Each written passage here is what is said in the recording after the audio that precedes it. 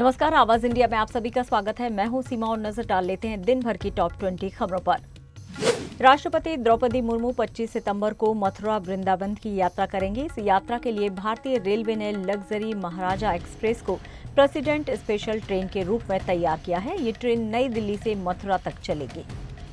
कांग्रेस नेता राहुल गांधी CWC बैठक में भाग लेने पटना पहुंचे, जहां कार्यकर्ताओं ने उनका जोरदार स्वागत किया। ढोल नगाड़ों और फूलों के साथ पार्टी नेताओं ने उनका अभिनंदन किया। CWC बैठक में कांग्रेस अध्यक्ष मल्लिकार्जुन खड़गे ने बीजेपी और पीएम मोदी पर तीखा हमला बोला। उन्होंने धार्मिक और सांप्रदायिक राजनीति का आरोप लगाया। यूपी और बिहार के मुख्यमंत्रियों पर भी निशाना साधा। पटना में हुई कांग्रेस की CWC बैठक को लेकर बीजेपी ने इसे चुनावी नाटक बताया। अमित मालवीय ने महागठबंधन में दरार की बात कही और तेजस्वी यादव के सपनों पर सवाल उठाए। छत्तीसगढ़ के मुख्यमंत्री विष्णुदेव साय ने नवरात्रि पर राजधानी के बाजारों का दौरा किया। उन्होंने व्यापारियों से संवाद कर GST 2.0 के प्रभावों पर फीडबैक लिया। ये दौरा केंद्र सरकार की नीतियों की समीक्षा के तहत किया गया। विदेश मंत्री जयशंकर और पीयूष गोयल की अमेरिका यात्रा के बाद टैरिफ विवाद में नरमी के संकेत मिले हैं। अमेरिकी मंत्री मार्को रूबियो ने भारत पर लगे 25% टैरिफ हटाने का इशारा दिया। दोनों देशों के रिश्तों में सुधार की उम्मीद है।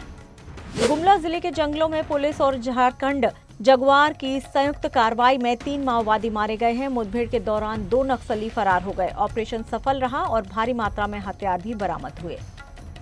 बड़ौत में रामलीला के दौरान साध्वी प्राची ने गरबा आयोजनों में मुस्लिम युवकों पर टिप्पणी की। उन्होंने पूछा कि मुस्लिम परिवार अपनी बेटियों को गरबा में क्यों नहीं भेजते।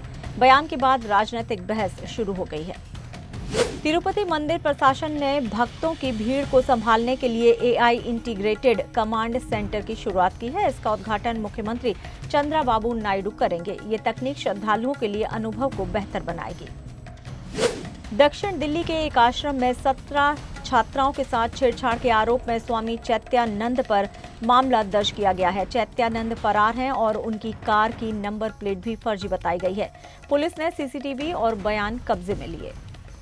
हिमाचल हाई कोर्ट ने बागवानी विभाग के आउटसोर्स कर्मचारियों को नियमित करने का आदेश दिया है। लगभग 900 कर्मचारियों को इसका लाभ मिलेगा। निर्णय राज्य की नियुक्त नीति के अनुरूप लिया गया है।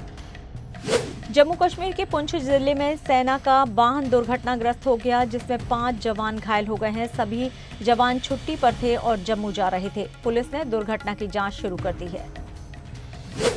कांदीवली की एक दुकान में गैस सिलेंडर फटने से भयानक आग लग गई। हादसे में 6 महिलाएं और 1 पुरुष गंभीर रूप से झुलस गए हैं। प्रारंभिक जांच में शॉर्ट सर्किट और LPG लीकेज को कारण बताया गया है। सिख फॉर जस्टिस के नेता पन्नू पर भारत विरोधी बयान और खालिस्तान के प्रचार का आरोप लगा है। NIA ने उनके खिलाफ FIR दर्ज की है। पन्नू ने 15 अगस्त को तिरंगा फहराने से रोकने की धमकी दी थी। भारत ने एक बार फिर से अंतर्राष्ट्रीय मंच पर पाकिस्तान को खुलकर घेरा है। जिनेवा में UNHRC के 60वें सत्र में भारत ने पाकिस्तान की दोहरी नीति की आलोचना की है। भारतीय राजनीतिक क्षितिज त्यागी ने कहा है कि पहले पाकिस्तान अवैध कब्जे खाली करे। शेयर मार्केट में गिरावट देखी गई है। सेंसेक्स 409 अंकों की गिरावट के साथ 81,692 पर बंद हुआ, जबकि निफ्टी 108 अंक गिरकर 25,060 पर ट्रेड करता दिखा। दिल्ली हाई कोर्ट ने वीरा राजा वीरा गाने पर कॉपीराइट केस को खारिज कर दिया है। कोर्ट ने संगीतकार AR रहमान के पक्ष में फैसला सुनाया। अब इस गाने पर कोई कानूनी रोक नहीं है। तमिलनाडु सरकार ने 2021 से 23 के लिए कला संस्कृति पुरस्कारों की घोषणा की है।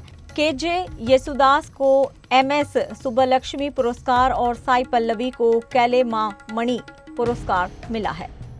अभिनेता अमित चक्कलकल के घर कस्टम विभाग ने छापा मारकर कई लग्जरी कारें जब्त की हैं। अभिनेता ने सफाई दी है कि कब्जे में की गई कारों में उनकी कार सिर्फ एक थी, बाकी कारें दोस्तों की थीं। भारत के दिग्गज ऑफ स्पिनर रविचंद्रन अश्विन ने अंतर्राष्ट्रीय क्रिकेट और IPL से संन्यास लेने के बाद अब बिग बैश लीग में खेलने का फैसला लिया है। अश्विन ऑस्ट्रेलिया के सिडनी थंडर टीम से जुड़ने के लिए तैयार हैं। रिपोर्ट्स के अनुसार फ्रेंचाइजी जल्द ही इसका आधिकारिक ऐलान भी कर सकती है। और फिलहाल टॉप 20 खबरों में इतना ही, लेकिन आप देखते रहिए आवाज इंडिया।